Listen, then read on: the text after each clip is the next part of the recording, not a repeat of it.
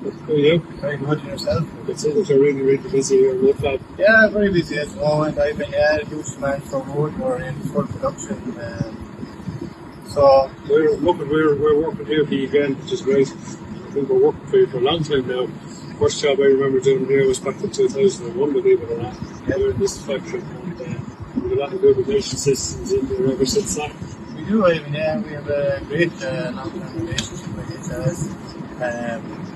Very happy with our systems. We find it's a no-brainer to keep adding to our systems. We try and reduce the amount of downtime that we have, particularly in the hard to reach areas inside the mill. It really gives us the trust that our bearings, etc., are being greased properly. Yeah, well, we'll find out with a lot of our customers. So the whole thing is to reduce downtime and we're really busy. So we're fitting now, as you know, the breakout lubrication systems, and our guys are here today. It's 2 or 4 of us here today fitting out for you. We're a great customer. We're working with WoodFab.